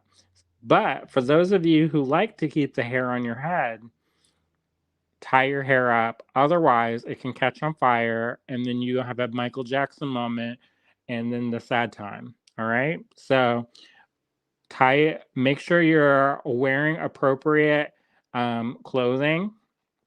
When you're working with hot metal, I highly recommend wearing closed-toed shoes and making it sure that you work in an area that has fire-resistant surfaces. So if you've got, carpet, put something down. Even a piece of board will help because if something like sometimes the solder or the metal will ball up and it gets like liquid, it will roll off of your working surface and it can fall on the carpet and hopefully it just singes a hole, but it could catch fire. So just make sure that you're working in an area where anything that's flammable is kept well away or you cover it with something else. And I don't mean to scare anybody, but so the other thing that you're going to want to do is if you're using any kind of rotary tool, like a flex shaft for polishing or a bench grinder or any kind of thing that runs around, if you've got any long jewelry like necklaces, either take them off and put them away or tuck them in because that can get caught up in the rotary devices and it will slop around like a saw. So you can get very injured very easily if say your necklace gets caught in a rotary tool and it starts spinning around, it can cause a lot of damage. Of course, you take your foot off the gas and it stops, but sometimes people get nervous, or if you're on a bench grinder and you can't reach the thing and it's flopping around, it can be very dangerous. So just keep that in mind. So I've got these glasses. I'm going to put these glasses on. I don't really need them right now, but this is 24 gauge sterling silver. It's relatively easy to use. Sometimes there's some problems that are called fire staining, and that's basically when you overheat the metal and the copper comes to the surface of this silver and it looks like a bruise. The only way, there are a couple different things you can do. There's a solution called Prips that you can spray on the warm metal, and that should inhibit the oxidation from copper from coming to the surface. That's something that's a little bit more advanced, but we're going to use paste solder today. It's probably the easiest and most user-friendly of solders. I know how to do chip solder. I prefer paste solder. That's the way I learned, and I just use it. I think it works better for me. However, not everything works like that, and sometimes I do have to resort to chip. So we'll talk about that in a little bit, but right now we're going to talk about cutting our metal and forming a bezel. All right, so there's a lot of different kinds of bezel wire. Bezel wire is basically the flat wire that's going to be folded over to hold the stone in place. It comes in a lot of different metals and materials, and it can be very decorative like this, or it can be very plain like just a straight piece of rectangular wire. You can make your own bezels. So if you want, you can trace out a design and cut it out of that and use this as a bezel. You don't necessarily have to use wire that's bezel wire. It's easier and you don't have to make your own, but you can use almost anything. And you can use thick. If your design aesthetic is to use a thick bezel, you can make really thick bezels. However, that's going to mean that later on, when you go to set your bezel, that you're going to have more work and you're going to have to figure out a way of bending that wire or that bezel. So the easiest way to start is to get bezel wire. It's already rolled out into a very thin, malleable thickness and is easy to do. And you can research bezel wire. You can get it at Rio Grande or Auto Fry, or there's Stellar if you have a wholesale account. There's a bunch of different places that you can get bezel wire. You can even get it off of Etsy. People will sometimes get a big roll and then cut it down. You can make your own by rolling it in a rolling mill. That's a more advanced technique, and we're not covering that. So there you go. All right. So the next thing I'm going to do is I'm going to measure my piece. You know, there are some people who are much more precise than me, and they measure things out. They do mathematical calculations. Here's another of my favorite tools. It's an Adenti pen. An Adenti pen is the kind of pen that you write. It's a marker that you use to write on the back of like an ID. And the reason why this is better than a Sharpie is that it does not instantly come off. I think it's like maybe, I don't actually know what this is.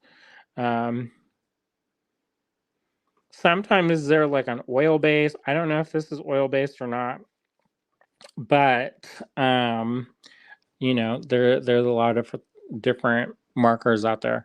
I like this marker because it doesn't rub off instantly. Sometimes while you're working, it can rub off, and then you're like, where was I? What was I doing? Now, some people will use what's called a scorer, and they will mark the metal. My thing about that is that sometimes it doesn't always work out the way that you think it will. And then you have this piece of metal that has a deep gouge in it that you then have to buff out or file out or do something. So I like to use my IdentiPen. It's a really versatile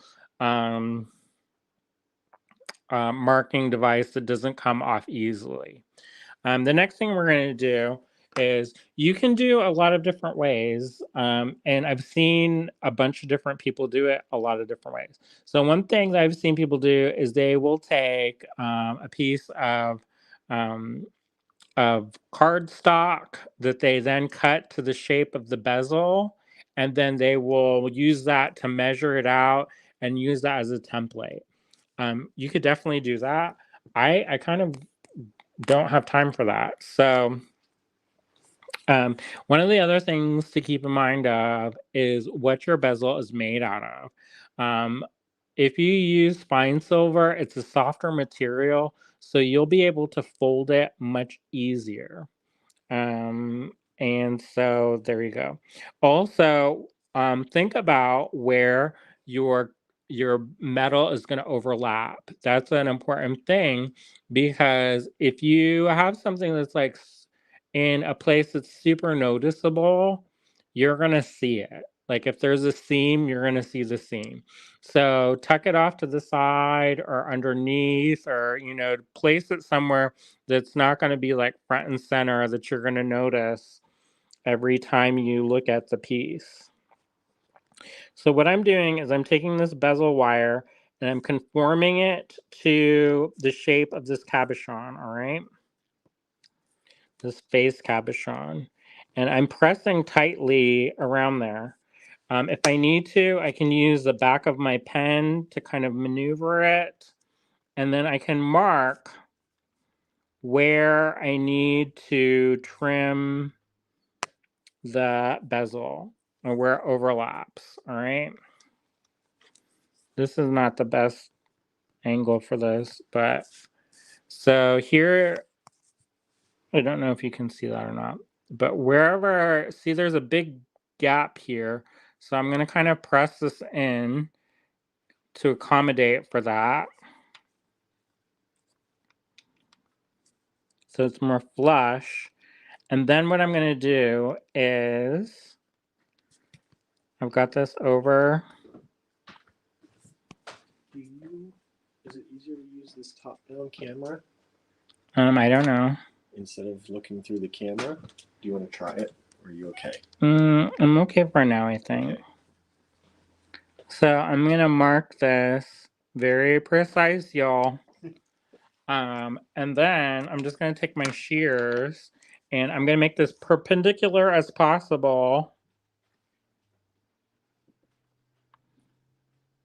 And I'm going to cut off a little bit extra than what I need. And the reason why is that I'm going to file this down and I want this to match up perfectly. So notice I should have come here, cut on this side of this line, but I didn't. So that when I file this down, I can have this meet up perfectly, all right? Now, the other thing that I'm going to do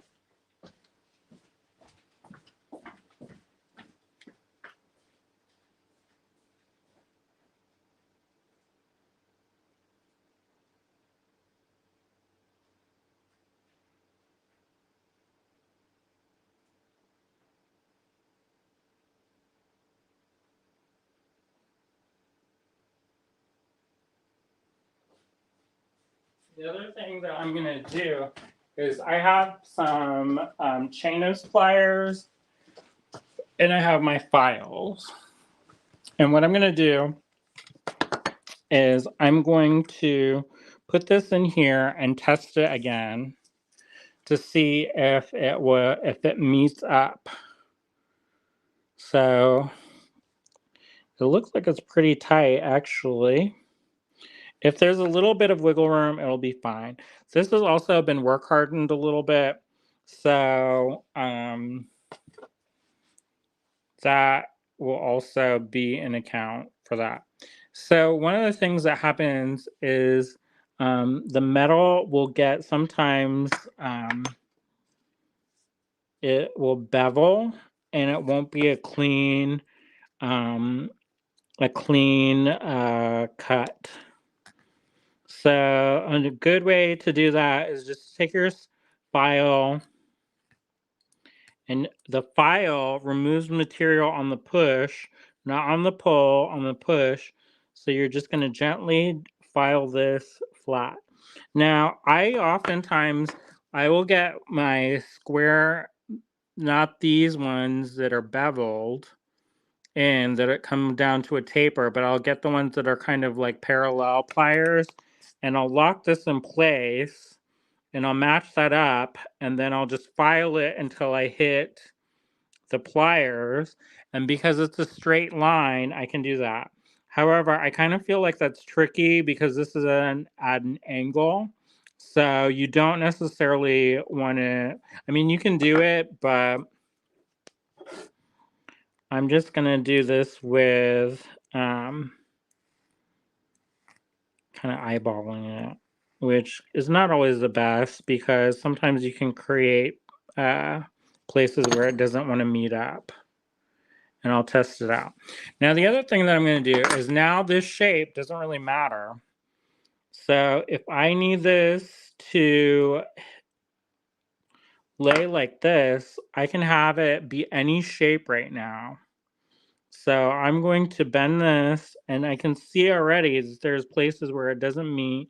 So I'm going to work it until it fits perfectly and sits smoothly against each other. All right.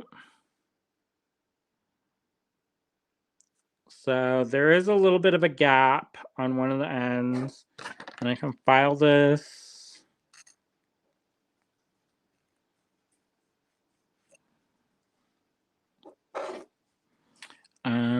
And get this a little bit. Have a little bit. This is a very like a fine file. So I have a little bit of a little bit more aggressive file at my bench. Now another thing is that which you may not be seeing is I'm holding this, and I've got one point of connection here. I have this braced here, and then I have my hand braced. So that when I'm doing this, it's not just like wobbling in the air, it's braced. So that's another thing that you kind of will learn is how to hold things so that you're holding them firmly and there isn't a lot of like wobbling in the air. When I'm working on my bench, I actually have a little slot that I kind of hold this in place, and it's going to be braced inside of my bench pin, and then I can use that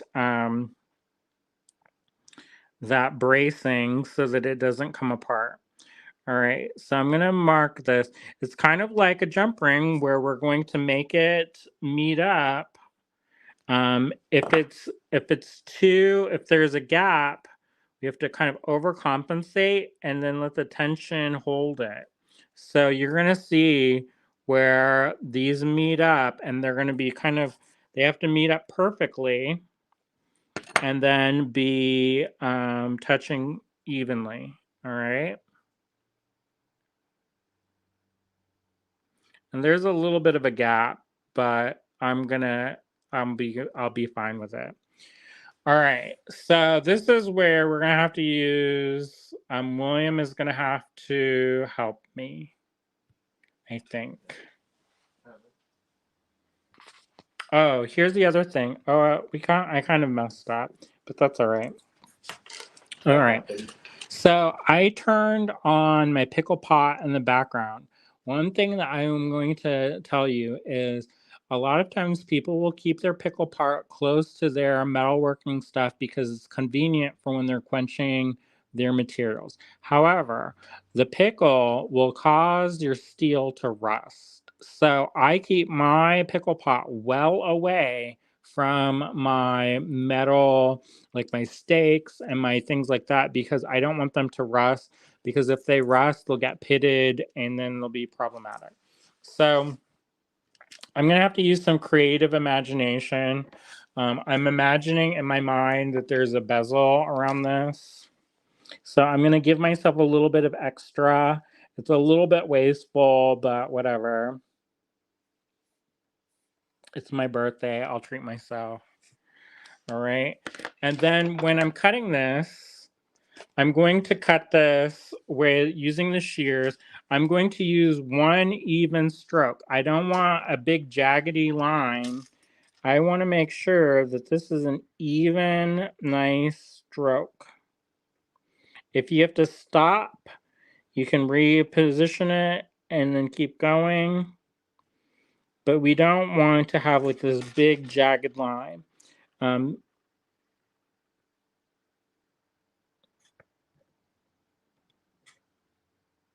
Okay.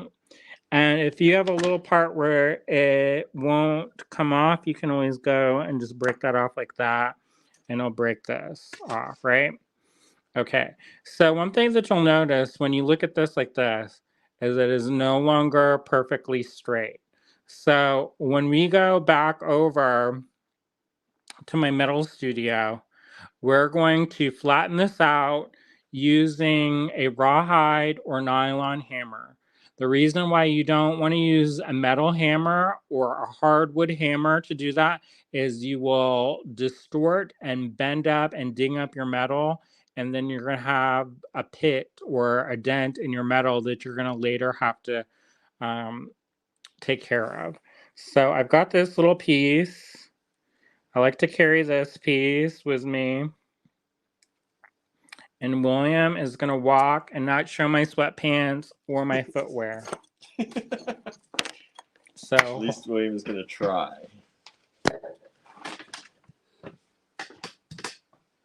so you may want to adjust that up. Well, I Or don't yeah, want I to show guess you your... can hold it. Yes. Just hold it. Well... Because otherwise you're going to see all of my crap on my floors. Yeah, keep going. Go. You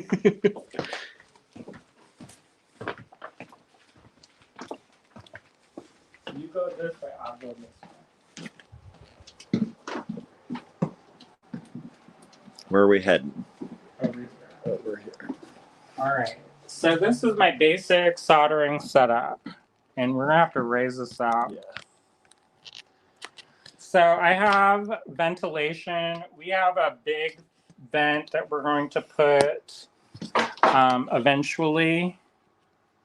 But for the time being, I have this little charcoal filter. It's not ideal, but it is better than nothing. So I'm going to turn that on. There's a couple different camps of people that have different ideas of what to use for your back. Some people do not like to use wire, like a mesh and like a trivet like this, because they feel like this is a heat sink. It is. And sometimes they'll use like a fire brick like this as a way to kind of control that. But, you know, it's not always foolproof. So I just switched to telephoto, so it's close, so they can see what you're doing. okay. So I'm going to put this off to the side for a second. This is my bezel. Right here. It's kind of blurry, but that's fine. And here are the different types of solder. They come in these syringes.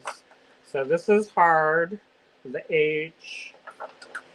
This is medium with the M. This is easy. So if you remember from our earlier conversations, you have to have your order of operations figured out. So your first thing will be hard. If this is fine silver, you can fuse this. You can fuse this, and will become a solid piece of metal. That can sometimes be tricky, and you can sometimes have a lot of cleanup to do because of that. So I am going to just, I'm actually going to only do one seam here, and then this seam will be placed down onto my back plate.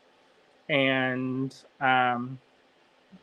this back plate, so I have 2 steps. So some people don't like to do hard because it can melt your pieces. So what I'm going to do is I'm going to do medium on this, and I'm going to do easy when we're soldering the bezel wire into shape down to the back plate. All right. So that was medium on the bezel wire. Medium on the bezel wire. And then easy to put it onto the plate. Because I have 2 steps, and I'm only gonna do 2 steps. I'm not going to do 3, I'm gonna do 2. So if I wanna do 3 steps, I would do hard, medium, and easy. But since I'm going to do 2 steps, I only really need to do medium and easy. Some people don't like to use easy because they're like, oh, it's cheating. You know what? I don't care. You know, there's people who they grind their own stuff with borax, and they got these cones, and they have the old school. They're going to trim this, trim that, go in this and this and that, and you're going to have to use this environment and that environment. Yeah, no. So what I'm going to do is I've got the medium right now. And this is in a syringe. It's already kind of squeezing out. And I have this tiny little bit of, I'm just going to put this right on the bottom of the seam and the top of the seam. And I'm going to try to get this on the inside of that line. And the reason why, of course I messed that up, but that's all right. I'm going to use this little bit of a pick to move that over, because I've been talking and stuff. But it's going to be, and the reason why I'm doing this on the inside of this bezel as opposed to the outside is that if I have to do any cleanup, I want that to be on the inside of the bezel. Now, another reason why I trim this a little bit wider is that this solder will take up room in the inside of this bezel, all right? So that's going to eat up some of the space inside that bezel. If it's too tight, it's not the end of the world. I can stretch the bezel out to fit the cabochon. However, it's a little bit easier. And if it's way too big after, I can always trim it down, cut that off, readjust it, make it smaller, and do it that way. Julie's asking, is this flux? No, this is solder paste. The solder paste has a flux already in it. So it's ground up solder mixed with a flux. So it's self-fluxing. So what is flux? Flux is 2 different things. It can be the glue that holds your solder chips in place if you're doing chip soldering. But its primary function is to keep the metal clean while you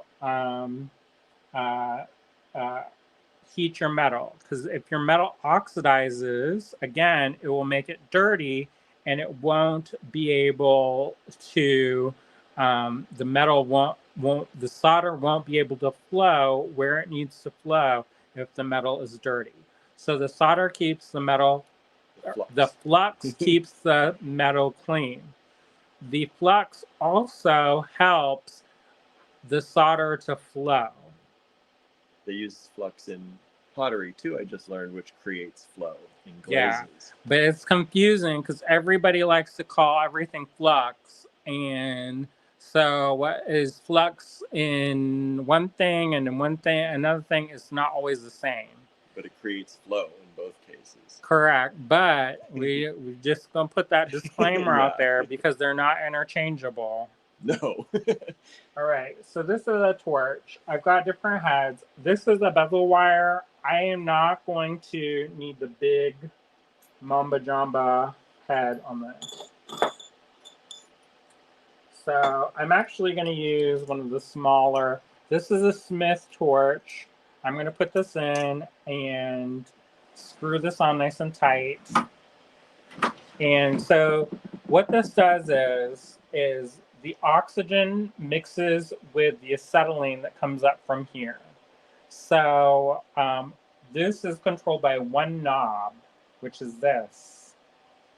And then sometimes people have what's called a striker. A striker looks like this. This is a tool that is designed for your least dominant hand. So if you are right-handed like me, you don't use it in your right hand, you use it in your left hand, and you would make it so that you're digging down. You're fine. You're digging the flint down into the steel. That's that. I don't like to use this, but I have this just in case I run out of batteries. I use this. It's an electric. It creates a spark when you press this down, and the spark ignites the gas. Easy peasy. So I like that. All right. So to turn this on, you turn this just until you hear the hits. Now I'm going to talk a little bit about flame and where the hottest part of the flame is. So this is the tip. This is also a cold thing, so I'm touching it. But normally you just assume everything is hot because otherwise you burn yourself. All right. You don't really need that, but if you want to. It's good for people to know I have eye protection on too. Oh, good. They can't see you, but No. he put eye protection on. But anyway, so just assume everything's hot, and then you don't get burnt. I know some people, they just like dip their hand and stuff. That's how you get burnt. I don't like to get burnt. You know, if I can not be burnt and have my main tools, my hands, be suffering, then I'm not going to do it. Anyway, so this creates, the flame is here. The flame will be bright blue, and then there'll be an invisible part of that cone.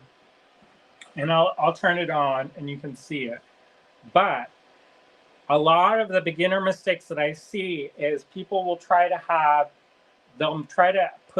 they think the hottest part is the very tip of this torch. It's not.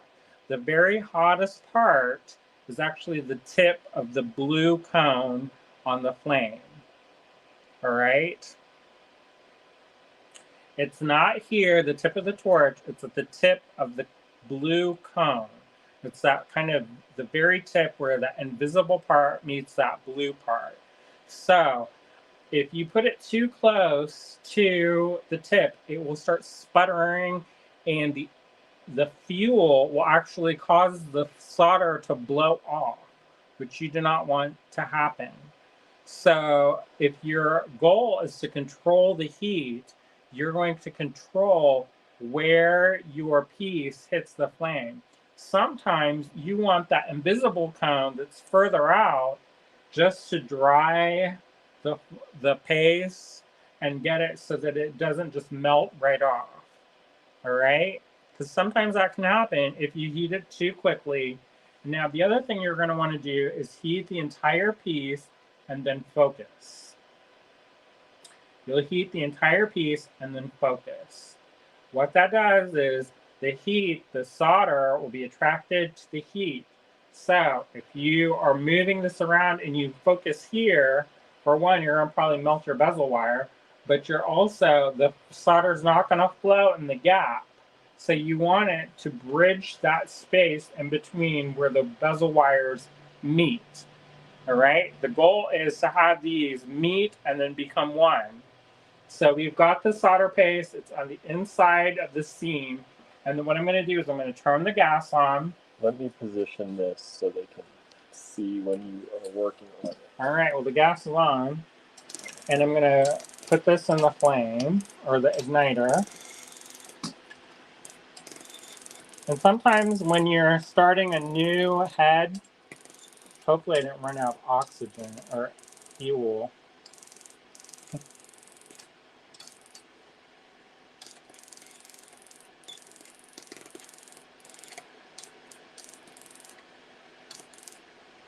All right, this is a very, I don't know if you can, all right, can you see it? So there is that blue cone, and then there's that kind of, you can vaguely see it. It's like a light blue cone. But the tip, I'm not going to touch it, but the hottest part is right here at the tip of this. All right. So I'm going to gently heat it with just the very tip of the invisible part. And so I'm very gradually heating this up. It's going to catch on fire and ignite. This is why it's important to have good ventilation. And then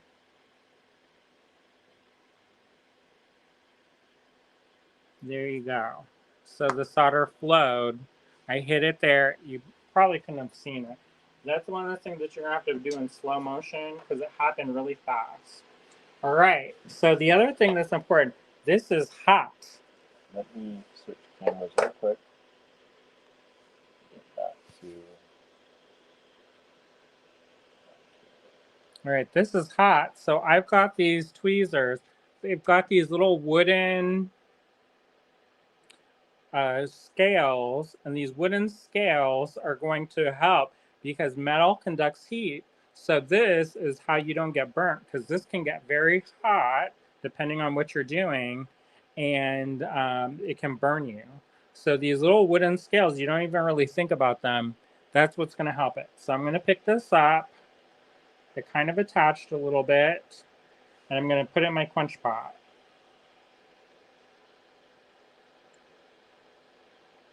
Now, it should instantly cool. If you're worried about it, you can always put it off on something. And then I'm going to dry this. And this is actually fine silver, so it fused pretty easily. Now, if there's any kind of places where it comes apart, this is where it's going to be an issue, all right? To the where we can get really close here. There.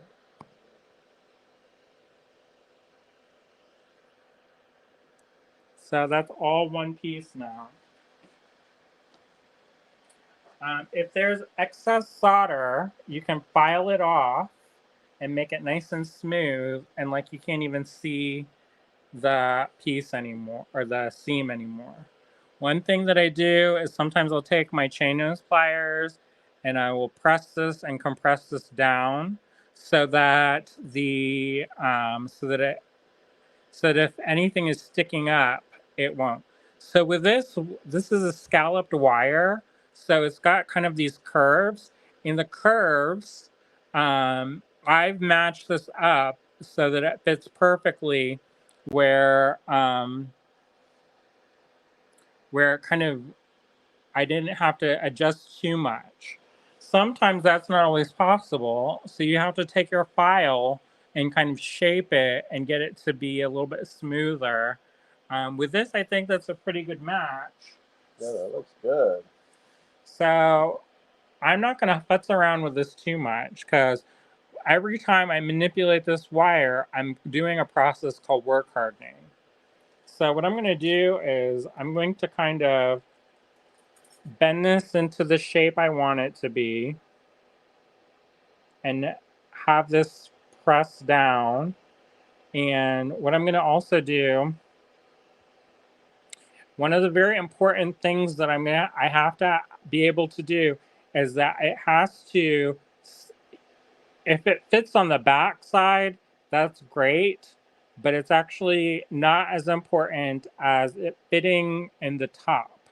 And the reason why is because if this is bent over and this is smaller and this is larger, when I go to set my stone, I will not be able to press this into my bezel. All right, does that make sense? Yeah. Okay. So we have to be able to set it from the top, not the bottom. And so I want this to be as even as possible,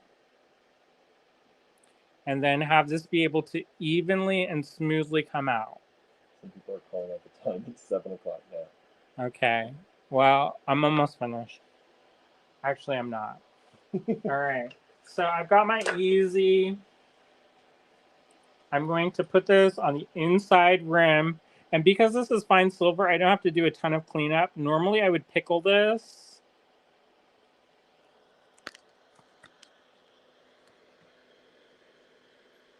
And I'm adding a lot. You don't have to add this much, but I do like it to flow relatively smoothly. All right. So I've placed the easy paste on the inside.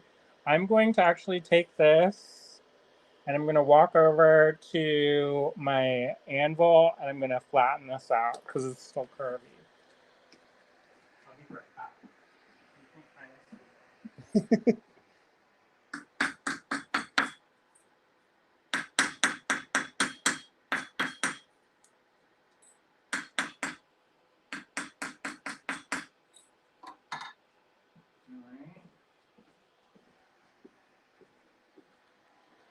So if I put this onto my my back plate like so, and I press down, there should be no point where there's light coming through the underneath. It should be sitting perfectly. It's not, but we're just going to pretend. If normally you would take this and you would sand it, moving in a figure 8 shape, moving it on sandpaper until it's completely flush and will sit exactly onto the back plate.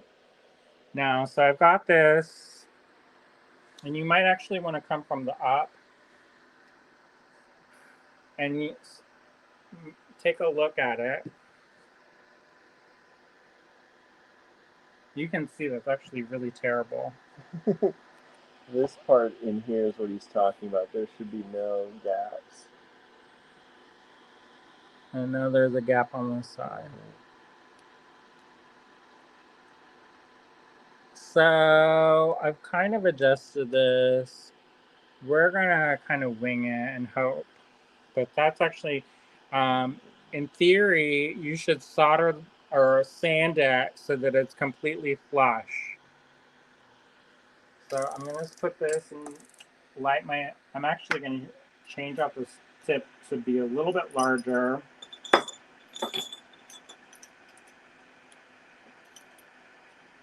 Now, this is that kind of, it's like a Prips flux.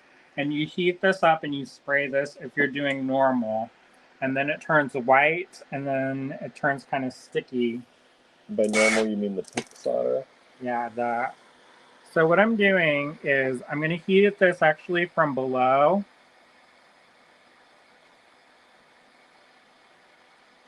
And I'm moving around so that the entire back plate is heated. And there you can see it flow. And if I really want, I can go like that.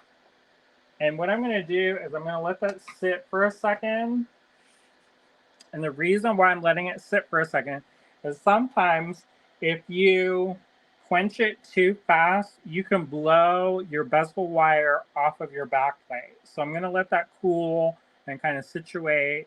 And then I'm going to take it using my tweezers and put it in my quench pot. and then I'm going to be done. All right, so clearly this is dirty and needs to get cleaned up. But what I'm going to do is I'm going to trim around this and file and sand any seams, and I'm going to pickle this. So first thing I'm going to do is I'm going to pickle this. And one test that you can do to make sure that your back plate is fully soldered is you can take some water and put it in here. And if you see this like dripping out any of the seams, then you know you have to resolder this, or you have to focus on certain places. But I saw the solder go all the way around, and I'm actually seeing it on the back plate a little bit. So I know this is fully attached. Even though there were some suspicious parts. I was gonna say, that's pretty good. So this is a way, normally this you would be a little bit more precise. However, for beginning, I think this is a good, you have to do a lot of trimming, and there is a lot of waste, but that waste can then be melted down. So you never want to throw away any of your scraps, because that can be used, remelted down and reused. So what I'm going to do is I'm going to pickle this. That's going to be in the pickle pot for maybe 5 minutes. And it's going to remove any of the black or oxidation. And then I'm going to trim it. And then I'm going to set this aside for my project. And what I'm probably going to end up doing is because this is going to be set a stone on stone setting, is I'm going to drill 2 holes in this. And then I'm going to drill 2 holes in the turquoise. And then I'm going to set a tube rivet inside of one of the bezels. And then I'm going to rivet this in the inside. And then it will sit flush on the stone. So that's called stone on stone setting. So this will be all cleaned up, and there'll only be a face. So check in with us sometime this weekend. I don't know. Maybe next Monday. week. And we'll show you this is the finished progress. Done. All right, thanks everybody. We're going to go to the Creative Make-Along now. So if you'd like to join us for the Creative Make-Along, the Zoom link is on our Facebook Allegory Gallery page and also on our YouTube timeline. We'll see you there. Bye, everybody.